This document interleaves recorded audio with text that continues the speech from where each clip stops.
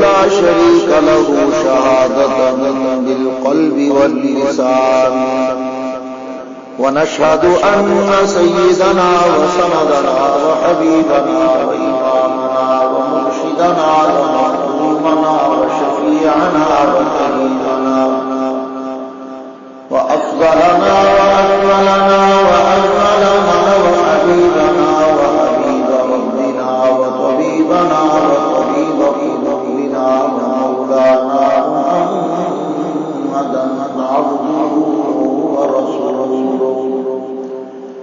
الذي عرفنا ما يدخلنا الجنان وعلى آله وأصحابه أكمل الإيمان وسلم تسليما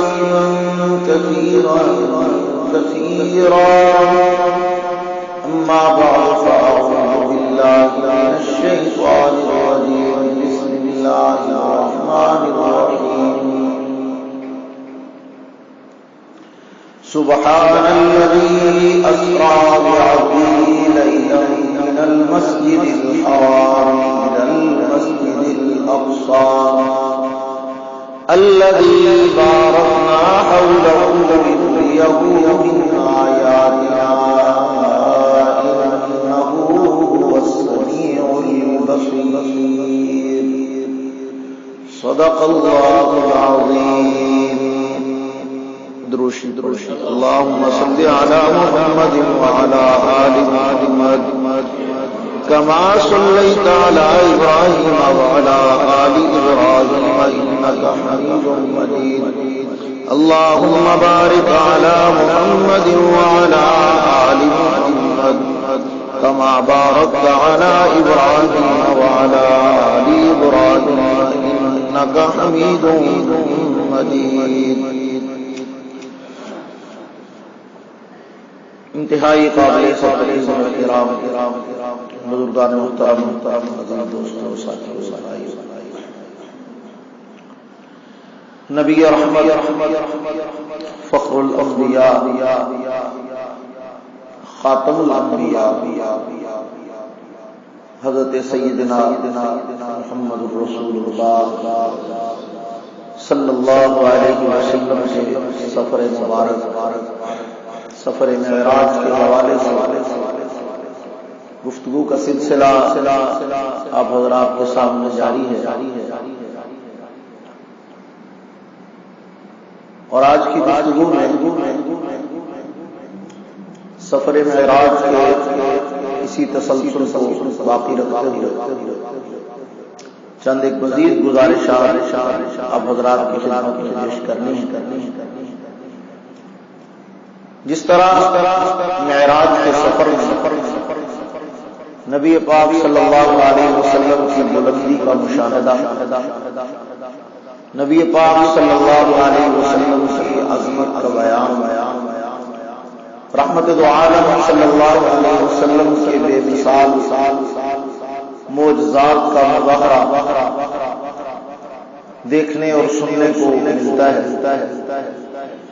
اسی کے ساتھ ہمارے لیے رہنمائی کا سامان بھی اسی سفر معراج میں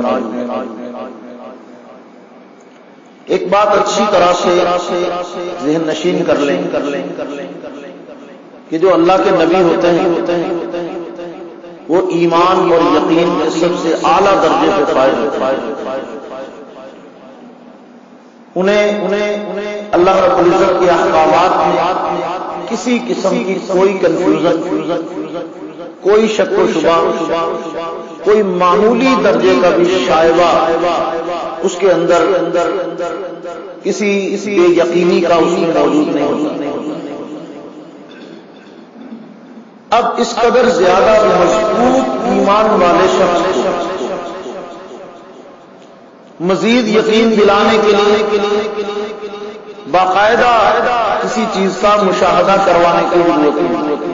اس کی ایک مثال دیتا ہوں آپ کو سمجھانے کے لیے کہ ایک آدمی ہے وہ معاملات میں بہت کھرا ہے، لین دین کا صاف ستھرا ہے، عرصہ دراز سے اس کی یہ شہرت اور تجربے میں اور مشاہدے میں یہ بات آ چکی ہے کہ وہ لین دین کے معاملے میں قطعاً بھی دو نمبری نہیں، صاف ستھرا اچھا پیور ایک نمبر مال بیچتا ہے، لین دین میں کوئی اونچ نیچ نہیں کرتا، اس کے بارے میں یہ پورا یقین اور اعتماد ہو، آپ اس کو فون کریں کہ بھائی فلاں چیز آپ کے پاس دستیاب ہے، تو وہ ذرا مجھے ایسے کریں کہ 100 پیس مجھے بھیج یا اتنے کے جی مجھے روانہ کر دیں، میں کسی کو بھیج دیتا ہوں، آپ سے وصول کر لیتا ہے، میں پھر آپ کو بھجوا دوں۔ یہ چلتا ہے نا آج کل جدید دور ہے، آن لائن سسٹم۔ وہ آگے سے کہے کہ نہیں میں ٹھہریے، آپ ایسے کریں پہلے مال دیکھ لیں، تو اب جس کو پورا یقین ہوگا وہ کہے گا دیکھنے سے کیا ہوگا، مجھے آپ کی بات پہ پورا یقین اور اعتبار ہے، دیکھنے کی ضرورت نہیں، آپ دیکھ لیں۔ میں نے کیا کرنا ہے دیکھ کے، مجھے تو دیکھ کے بھی پتہ نہیں چلے گا جتنا مجھے آپ کی زبان پہ اعتبار اور یقین ہے۔ آپ نے کہہ دیا پیور ہے، صاف ہے، خالص، بات ختم۔ اب دیکھنے کی ضرورت ہی نہیں رہی، اور نہ ہی وہ دیکھنے پہ اصرار کرتا، دوسرا دکھانا بھی چاہے تو یہ آگے سے یہ کہتے ہیں کہ ضرورت نہیں ہے، مجھے ویسے ہی یقین ہے، ویسے ہی اعتبار ہے۔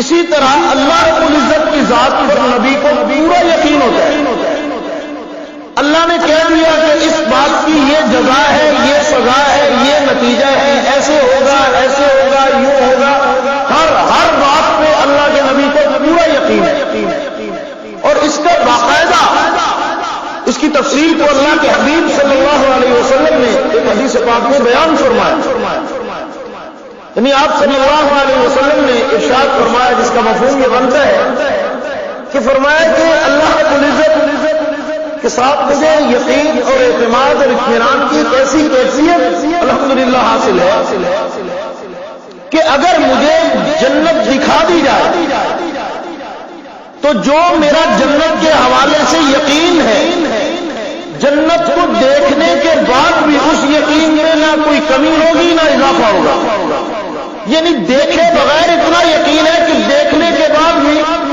اس میں کوئی فرق نہیں پڑے گا، اور اگر مجھے جہنم دکھا دی جائے تو جہنم کو دیکھنے کے بعد بھی نہ میرے پہلے والے یقین میں کوئی کمی ہوگی نہ کوئی اضافہ ہوگا، یعنی نبی پہلے ہی ایمان اور یقین کے اتنے اعلیٰ درجے پہ فائز ہوتے ہیں کہ انہیں ضروری نہیں ہوتا کہ یقین دلانے کے لیے کچھ نہ کچھ دکھایا جائے۔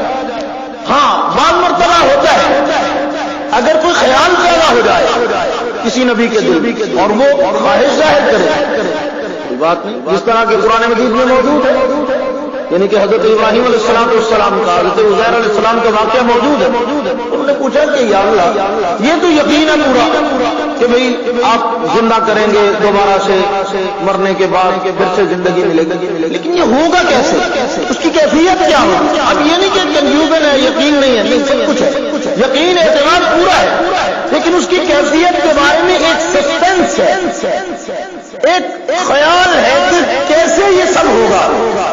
تو اللہ نے فرمایا ایسے ہوگا، اللہ نے اس کا پروسیجر دکھا دیا۔ حضرت عزیر علیہ السلام گدھے پہ سوار جا رہے ہیں تو اللہ نے نیند طاری کر دی، وہیں پہ آرام فرما ہو گئے، 100 سال گزار دیے، گدھے کی ہڈیاں بکھری پڑی ہیں، وہ توشہ دار میں کھانا جو ہے اس کا نام و نشان ختم ہو چکا ہے۔ تو اللہ رب العزت نے حضرت عزیر علیہ السلام کو 100 سال کے بعد جب کفایا تو فرمایا بتائیے ذرا کتنی دیر آپ سوئے؟ انہوں نے کہا ایک دن یا دن کا کچھ حصہ، فرمایا 100 سال تو گزر چکے ہیں اور آپ ایک دن کا کچھ حصہ کہہ رہے ہیں۔ پتا چلا کہ غیب جاننے والا کون ہوتا ہے؟ ابھی بھی نہیں پتا چلا تو پتہ نہیں کب پتا چلے گا۔ اتنے واضح الفاظ ہیں قرآن کے کہ پیغمبر سے پوچھا جا رہا ہے کتنی دیر سوئے ہیں، تو وہ فرما رہے ہیں دن یا ایک دن کا کچھ حصہ، تو اللہ فرما رہے ہیں نہیں 100 سال، تو ابھی بھی آپ کو نہیں پتا چلا کہ اصل غیب کون جانتا ہے؟ پیغمبر کہہ رہے ہیں میں اتنا سے سویا، اب نعوذ باللہ یہ کوئی جھوٹ تھوڑا ہے، نبی کی زبان سے جھوٹ آتا ہی نہیں۔ انہوں نے اپنے اندازے سے اپنے خیال کے مطابق بتا دیا کہ مجھے تو یہی محسوس ہو رہا ہے اپنے ساتھ، تو اللہ نے حقیقت ظاہر فرما دی۔ جب دیکھا تو ہڈیاں بکھری پڑی، اللہ نے توشہ دان کو دوبارہ تازہ کر دیا، فرمایا یہ دیکھیں ہماری قدرت، یہ جو کھانا تھا 100 سال کے بعد رہ سکتا ہے لیکن ہم نے پھر سے تازہ کر دیا۔ آپ 100 سال کے بعد اس طرح اسی حالت میں ہو سکتے ہیں لیکن ہم نے آپ کو دیکھو صحیح سلامت بھی رکھا، اٹھا کے بھی بٹھا دیا، تو جو یہ کر سکتا ہے اس کے لیے کیا مشکل ہے دوبارہ تو دنیا میں دکھا دیا۔ حضرت ابراہیم علیہ السلام نے بھی سوال کیا اللہ کیسے ہوگا یہ؟ فرمایا ایسے فرمایا یہ 4 پرندے لیجیے، ان کو اپنی طرف مانوس کیجیے، اس کے بعد ان کے ٹکڑے کیجیے، ایک کسی پہاڑ پہ، دوسرا کسی پہاڑ پہ، تیسرا کسی پہاڑ پہ، چوتھا کسی پہاڑ پہ، اور ان سب کو بکھیرنے کے بعد پھر آواز دیجیے، کبوتر کو، چڑیا کو، طوطے کو، کبے کو، جس کو بھی آپ نے جہاں جہاں بکھیرا ہے، اب ان کے گوشت کے ٹکڑے مکس ہو چکے ہیں، حضرت آواز دے رہے ہیں اور ان کے پر اور ان کا جسم اور ان کا وجود سلامت ہو کے بھاگا چلا آ رہا ہے۔ اور جناب نبی کریم صلی اللہ علیہ وسلم کے سینے پہ جو قرآن اتارا گیا ہے اس کے اندر باقاعدہ یہ ساری تفصیلات موجود ہیں۔ تیسرے پارے کے آغاز میں یہ واقعہ ہے کہ حضرت ابراہیم علیہ السلام کو مشاہدہ کروا دیا تھا۔ بہرحال ہمارے محبوب پیغمبر امام الانبیاء صلی اللہ علیہ وسلم یقین اور ایمان کے اعلیٰ ترین درجے پہ فائز ہیں، تو حضور کو ضروری نہیں ہے کہ کچھ دکھا کے یقین دلایا جائے کہ ایسے ہوگا، یہ حال ہوگا سود خوروں کا، یہ انجام ہوگا غیبت کرنے والوں کا، یہ انجام ہوگا فلاں فلاں کا، یہ انجام ہوگا جو ہے اس طرح بے حیائی کرنے والوں کا، یہ انجام ہوگا چوری کرنے والوں کا، یہ انجام ہوگا اللہ کے حکموں کی نافرمانی کرنے والوں کا، یہ انجام ہوگا یتیموں کا مال کھانے والوں کا۔ حضور کو دکھانے کی ضرورت نہیں، بتا دیا گیا، قرآن اترا، وحی میں موجود ہے، یقین اور اعتماد کے لیے بس اتنا ہی کافی ہے۔ لیکن اس سب کے باوجود معراج کے سفر کا ایک مستقل حصہ ہے مشاہدات معراج، کہ میرے پیغمبر کو باقاعدہ امت کے ان طبقات کی حالت دکھائی گئی جو اللہ کی نافرمانی والے کاموں میں مبتلا ہے، تو وہ دکھانا کس مقصد کے لیے تھا؟ حضور کو یقین دلانے کے لیے نہیں، بلکہ امت کو یقین دلانے یقین اور اعتماد کی کمزوری کہاں ہے؟ امت میں، نبی میں نہیں ہوتی۔ امت کے یقین اور اعتماد کی کمزوری کو ختم کرنے کے لیے خلاق عالم نے یہ مناظر اپنے محبوب کو آنکھوں سے دکھا دیے کہ یہ ہوگا حشر۔ رحمت دو عالم صلی اللہ علیہ وسلم فرماتے ہیں میں نے دیکھا، اب یہ قرآن مجید الذی بارکنا حولہ، ہم نے برکت عطا فرمائی، ہم نے ارد گرد کے ماحول کے تبرکات بھی دکھائے، اور لنریہ من آیاتنا، ہم نے ان کو اپنی نشانیاں بھی دکھائی، قوموں کے حالات اور انجام بھی دکھائے۔ تو اللہ کے پیغمبر صلی اللہ علیہ وسلم فرماتے ہیں میں نے دیکھا وہاں پر ایک طبقہ اس طرح اپنے ناخنوں سے اپنے وجود کو نوچ رہا ہے، اپنے ناخنوں سے اپنے وجود کو نوچ رہا ہے۔ تو میں نے کہا جبریل یہ کون ہے؟ جواب ملا یہ وہ ہیں جو غیبت کیا کرتے تھے، یہ وہ ہیں جو کسی مسلمان کی عزت سے کھیلا کرتے تھے، یہ وہ ہیں جو مسلمان کی عزت نفس کو پامال کیا کرتے تھے۔ آج کل ہمارے ہاں تماشا، لطیفہ، شغل مذاق ہے اور انجوائمنٹ ہے، عجیب قسم۔ ایک تو نا غیبت تو ہمارے ماحول کا ایک مستقل حصہ بن چکا ہے، اللہ ہمارے سب کی حفاظت، ٹھیک ہے نا، بلا وجہ لوگوں کے حوالے سے ایسی۔ ہاں دیکھو میں نے اس کے اوپر کافی تفصیلی گفتگو پہلے بھی 1-2 مرتبہ کی ہے کہ ایک ہے کسی کے حوالے سے اویئرنیس دینا، اس کے بارے میں اویئرنیس دینا، اس کے بارے میں بتلانا، اس کے بارے میں معلومات فراہم کرنا، مقصد کیا ہو کہ اس سے بچ کے رہنا، یا دوسرا مقصد ہو کہ اس کی اصلاح کی کوشش کی جائے۔ لیکن مثال کے طور پہ میرا ہی کوئی عزیز ہے، میرا ہی کوئی بھائی ہے، میرا ہی کوئی شاگرد ہے، یا میرا ہی کوئی قریبی ہے، میرا ہی کوئی تعلق والا ہے، اس کے حوالے سے ایک آدمی آپ کو بات کرتا ہے کہ یار یہ نہ فلاں غلط کام کرتا۔ اب اگر نیت یہ ہے نا بتانے کی کہ یہ غلط کام کرتا ہے، دوسرے نمبر پہ آپ اس سے احتیاط کریں، بچ کے رہیں، نقصان نہ اٹھا لینا کہیں، اور دوسرا یہ کہ آپ کا اتنا قریبی ہے تو آپ اس کو سمجھائیں نا۔ اگر تو یہ مقصد ہے تو پھر یہ غیبت کی زندگی نہیں ہے، یہ تو اصلاح کی کوشش ہے، یہ تو اس کی خیر خواہی ہے، اس کو غیبت نہیں کہہ رہا۔ ایک چسکا لینے کے لیے فلاں یہ ہے، دوسرا یہ ہے، اس سے کوئی لینا دینا نہیں ہے، کام خواہ کے جناب لگے ہوئے ہیں چکر چلا، تو ہم ایک خالی ٹائم پاس کے لیے یہ کچھ کرتے ہیں، لیکن یہ نہیں پتا کہ یہ ٹائم پاس کتنا مہنگا پڑتا ہے۔ تو اب حدیث پاک میں آتے ہیں اللہ کے پیغمبر فرماتے میں نے جو ان لوگوں کا انجام دیکھا، حال دیکھا، تو پوچھا کیا ہے، تو فرمایا گیا کہ یہ غیبت کرنے والوں کا حال ہے کہ مسلمانوں بھائیوں کی غیبت کرتے ہیں، ان کا انجام اپنے ہی ناخنوں سے، اور بڑے بڑے ناخن ان کے لوہے کی طرح ایسے، اور ان کے ساتھ ان کے جسم کو ایسے کر رہے ماتمی پروگرام ہے۔ ماتمی پروگرام ماتم کے لیے علیحدہ چھریاں لانا پڑتی ہیں، اللہ نے ان کو چھریاں خود ہی فراہم کر دی ہیں، ناخنوں کی چھریاں بنا دی کہ چلو تم بھی وہی کام کرو محرم کے بغیر ہی، محرم کا انتظار ہے کہ یہ کون کر رہے ہیں؟ جو غیبت کرنے والے۔ تو اب اگر ناراض نہ ہو تو کہہ دوں مسلمان بھائی کی غیبت کی تو اللہ نے ناخنوں کو چھریاں بنا کے سزا دی کہ اپنے جسم کو چھیدو، اپنے جسم کو زخمی کرو، اپنے جسم کو پیٹو۔ تو جو صحابہ کی غیبت کرے، جو صحابہ کی توہین کرے، جو پیغمبر کی جماعت کے بارے میں بک کرے، پھر اس کی سزا اسی طرح کی ہوگی۔ ہاں یہ ہے کہ ان کو آخرت میں ملے گی، ان کو دنیا میں بھی اور آخرت میں بھی، دونوں جہانوں میں ملے گی۔ عجیب مناظر ہیں یار، قوم کی بھی سمجھ نہیں آتا نہیں کس طرح کی مخلوق سے واسطہ پڑا، اور ہم کس طرح کی چوائسز ہماری اور کس طرح کا ہمارا طرز زندگی۔ یہ چند دن سے ڈرامہ لگا ہوا ہے، عجیب تماشا، پورا سوشل میڈیا اس سے بھرا ہوا ہے۔ وہ کسی بچی نے، کسی خاتون نے وہ 2-3 جملے کہہ دیے اور وہ جناب شور مچا ہوا ہے، یہ میں ہوں، یہ میری فیملی ہے، یہ ہماری گاڑی ہے اور ہم پارٹی کر رہے ہیں۔ اچھا جی، اب جناب لگ گیا تماشا۔ اب یہ 3-4 جملے اور پوری قوم میں وائرل ہو رہا ہے اور جناب قوم اس کو انجوائے کر رہی ہے۔ میں کہا بس قصور سا ڈائیے کہ منہ سے گاڑی ہے جیسی مولوی ہے، یہی ہے نا بھولیا مولویوں والا، ورنہ یہی کچھ بچاتے ہوئے سناتے ہوئے ہمیں تو سال گزر چکے ہیں کہ یہ ہم ہیں، یہ ہمارا رب ہے، یہ اس کے رسول ہیں اور صحابہ میرے رسول کی پارٹی ہے اور ہم ان صحابہ کے غلام ہیں۔ یہ بتاتے ہوئے عرصہ گزر گیا، مجال سمجھ آتی ہو جاتی۔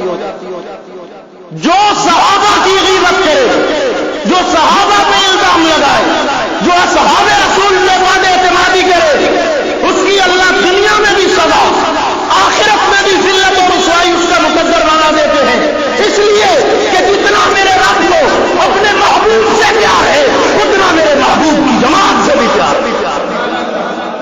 میرے دوستو، میں کر رہا تھا کہ کسی مسلمان کی عزت نفس سے کھیلنا قیامت کے دن ذلت اور رسوائی کا باعث بنے۔ اور ہمارے ہاں کیا ہوتا ہے؟ تماشا۔ یہ میں درجنوں لوگوں کو جانتا ہوں،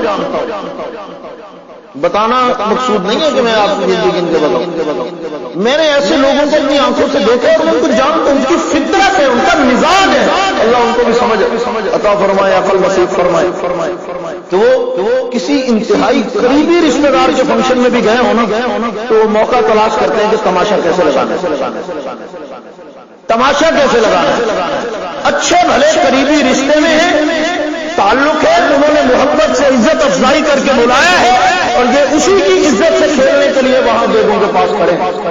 ایک ہٹ جانیاں یہ نہیں پوری آنیاں، مینوں صاف ہی لگن دے، تسی کدے ہی تھوڑا پا کے دین دے، مجھے پتا ہے تسی پہلے ہی سالن پورا پکا لینا سی۔ اب یہ عجیب بکواسات ہو، یہ عزت کا لحاظ کر رہے ہیں، ایک مسلمان بھائی کی عزت کو خراب کرنے کے لیے بہانہ تلاش ہو رہا ہے۔ سب میں کھڑے ہو کر یہ تازہ ترین باتیں سنانے لگاؤں گا، رشتے داروں میں کھڑے ہو کر سب میں یارو دوجا بھرا کیوں نہیں آیا؟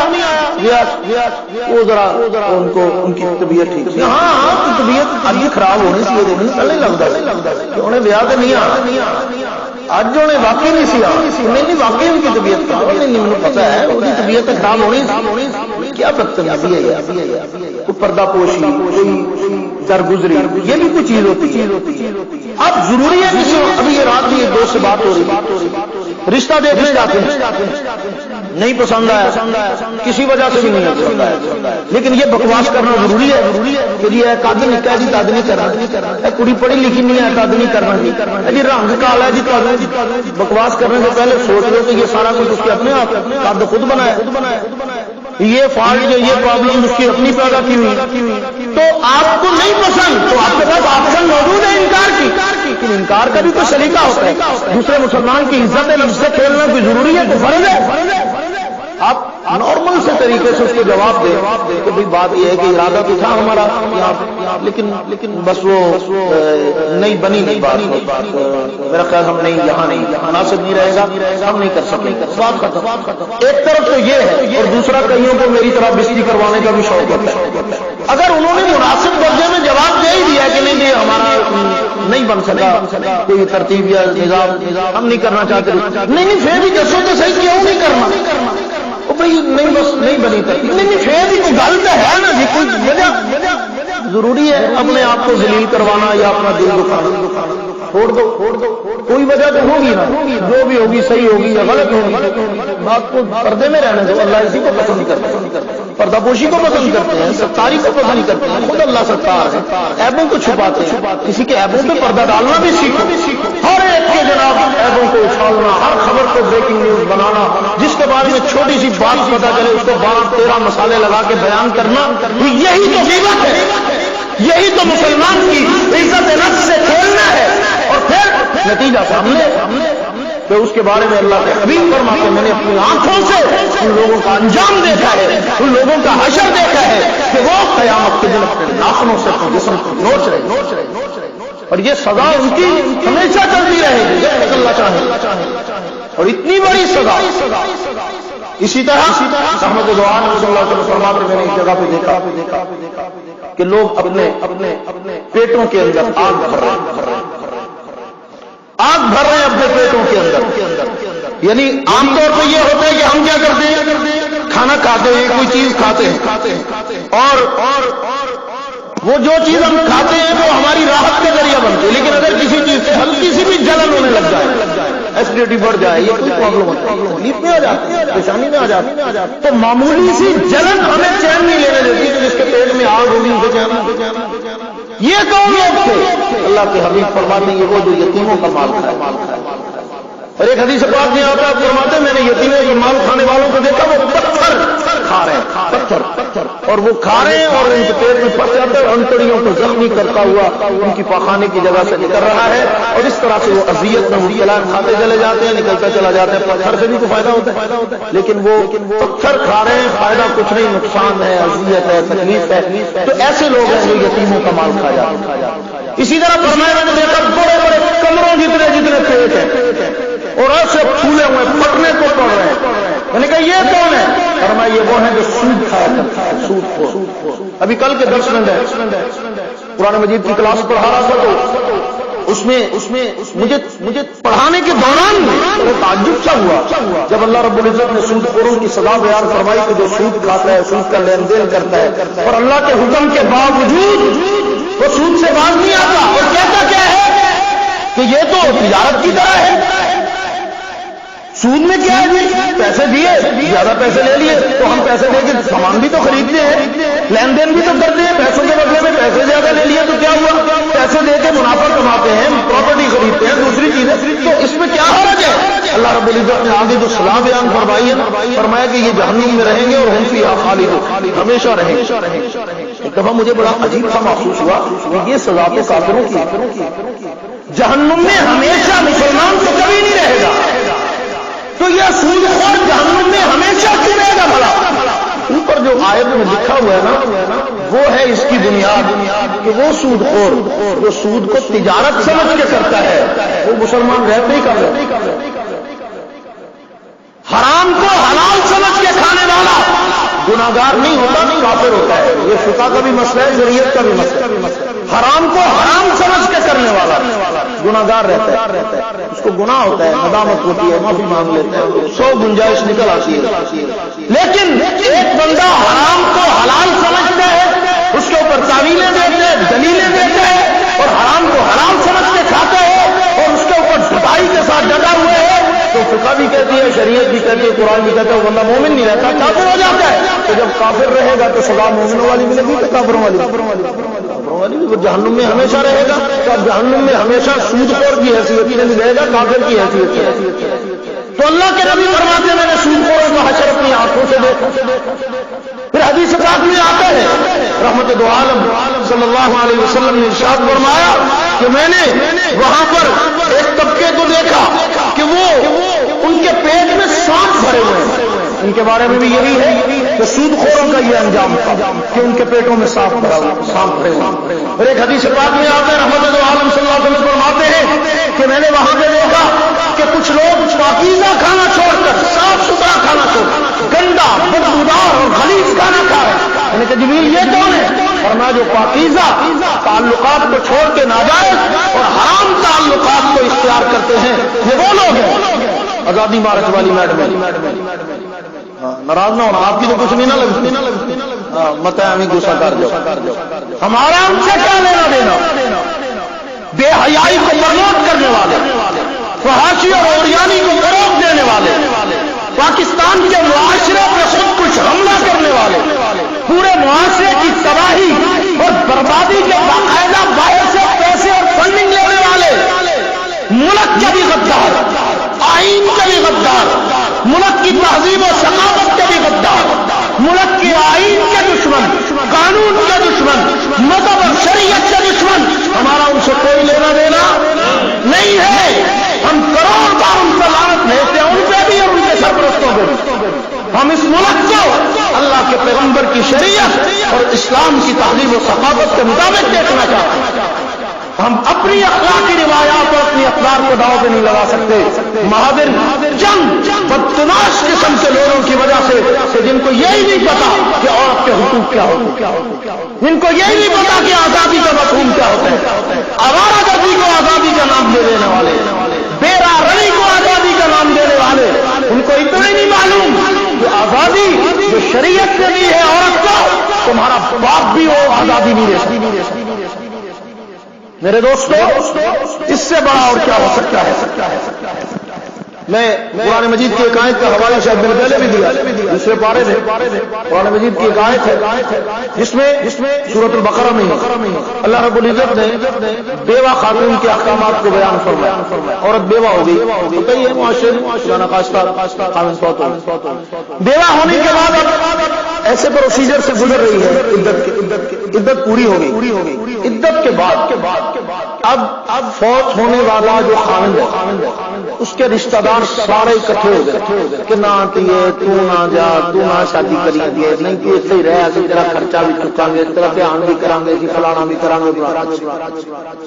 ادھر سے دوسرا خاندان ہے، اس کے ماں باپ ہیں، اس کے بہن بھائی ہیں، ان کے رشتے دار ہیں، ان کے دوسرے وہ آ گئے کہ نہ تو نہ شادی کری، نہ کری، بالکل بس ٹھیک ہے، جو ہونا تو ہو گیا، اپنے بچوں سے زندگی گزاریے۔ قرآن کیا کہتا ہے؟ قرآن کہتا ہے فیصلہ اس عورت کے ہاتھ میں ہے۔ اگر اس نے یہ طے کر لیا نا کہ میں نے شادی کرنی ہے، یہ دونوں خاندان الٹے لٹک جائیں، اس عورت کے فیصلے کا کچھ نہیں بگاڑ سکتے۔ دو خاندان پورے، دو برادریاں، دو خاندان پورا زور فرق کر لیں، اللہ کہتا ہے میں اس عورت کے ساتھ ہوں جو بیوہ ہو چکی ہے۔ یہ مامے چاچے آزادی لینے آئے، ان کو شرم حیا نہیں، آزادی اس سے بڑھ کے اور کیا ہو؟ عورت کی رائے کا اتنا وزن کہ وہ کہے میں نے شادی کرنی ہے تو اسے روک کوئی نہیں سکتا، وہ کہہ دے کہ میں نے نہیں کرنی اسے مجبور کوئی نہیں کر سکتا۔ اللہ کہتے ہیں سارے رشتے دار، سارے تعلقات، ساری خاندان، ساری برادریاں اپنی جگہ، لیکن اللہ اس عورت کا ساتھ دے رہا ہے، اور عورت بھی وہ جس کے سر پہ خاوند بھی نہیں ہے، مظلوم عورت، کمزور عورت ہے۔ اللہ فرماتے ہے کمزور نہ سمجھنا، میں تیرے ساتھ، قرآن تیرے ساتھ ہے، شریعت تیرے ساتھ ہے، مذہب تیرے ساتھ ہے۔ تو میرے دوستو، اللہ رب العزت عورت کو عزت دیتے ہیں۔ ہمارا معاشرہ، ہماری تہذیب اور ثقافت ہمیں حیا سکھاتی ہے۔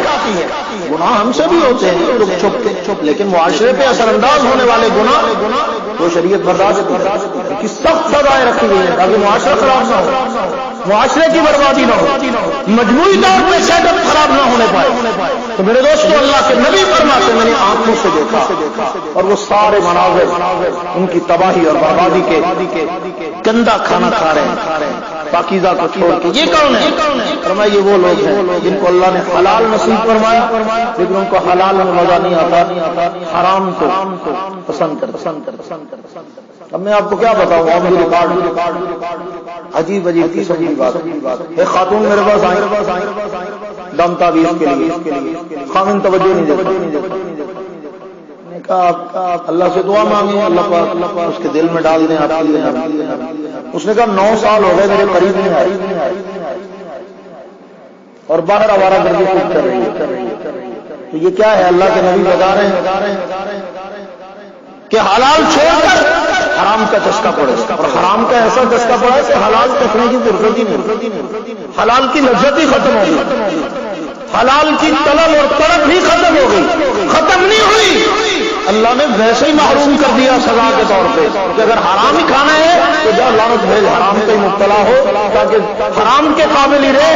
حلال کی اللہ نے طلب ہی چھین لی، طلب ہی چھین لی، توجہ سے حلال سے محروم ہی کر دیا۔ اور کتنے لوگ ایسے ہیں سود کھانے والے، حرام کھانے والے، چاہیں تو جتنا ٹیلنٹ، جتنی سوچ، جتنی محنت، جتنا ان کے اندر اللہ نے خوبیاں رکھی ہوتی ہیں وہ اپنی خوبیوں کے ذریعے سے حرام سے زیادہ کما سکتے محنت کر کے، لیکن کیا ہے حرام کا چسکا پڑ گیا نا، حرام میں مبتلا ہے، اللہ پھر ڈور ڈھیلی چھوڑ دیتے ہیں۔ اگر حرام ہی کھانا ہے تو زیادہ کھا، پھر حرام، ورنہ اس سے زیادہ حلال کما سکتا تھا۔ میرے دوستو، اللہ کے پیغمبر ساری باتیں بیان فرمانے کے بعد آپ بیان فرماتے مجھے پھر جنت کے جہنم کے قریب سے گزارا گیا کہ میں نے سخت بدبو محسوس کی اور رحمت دو عالم صلی اللہ علیہ وسلم امت کے لیے پھر پناہ طلب کی کہ یا اللہ میری امت کو اس جہنم سے بچا، حفاظت۔ اور میں اکثر کہا کرتا ہوں کہ جس امت کو حضور کی دعائیں حاصل ہیں اسے اور کیا چاہیے، تو امت کو بھی تھوڑا سا لحاظ کرنا چاہیے۔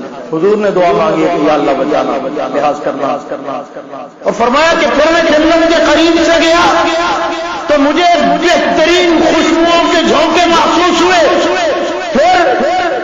پھر کیا تھا، میرے لیے جنت کا دروازہ کھول دیا۔ ان کی آواز سے ان کا کم کی گل آئی، ادو میں تو تھی پریشان بیٹھے سے کہ مولوی ڈرائی جاتا، پتا نہیں ہوا کہ رات کو نیندر بھی آئے، جنت کا دروازہ کھول دیا گیا۔ رحمت دو عالم صلی اللہ علیہ وسلم فرماتے ہیں جو ہی میں جنت میں داخل ہوا میں نے قدموں کی آہٹ، میں نے پاؤں کی آواز سنی کہ جبریل، نظر تو کوئی آ نہیں رہا، چل کون رہا ہے، اور میں نظر تو تب آئے گا میں یہاں ہوگا تو ہے کہاں، میں آتا ہوں مکے کی گلیوں میں، مکے کی گلیوں میں چل رہے تو آواز یہاں کون ہے وہ، اور میں وہ آپ کا بلال، آپ کا بلال مکے کی گلیوں میں چل رہا ہے، اس کے قدموں کی آہٹ کو اللہ نے جنت کی موسیقی بنا دیا ہے، چلتا وہاں ہے آواز جنت میں آتی ہے۔ حضرت سیدنا نبی کریم صلی اللہ علیہ وسلم واپس تشریف لائے نا جب معراج سے، تو حضور علیہ السلام نے حضرت بلال کو طلب کر لیا، تو بلال ہو گیا پوتے کی گھر گیا، کون سا عمل ہے جس کی برکت سے اللہ نے تیرے قدموں کی آہٹ کو جنت کی موسیقی بنا کیا۔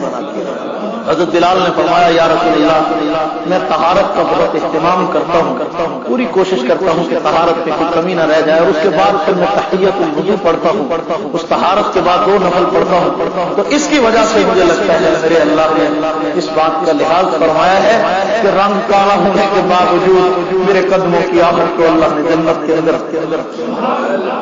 اللہ حضور کے کانوں میں آواز پڑے۔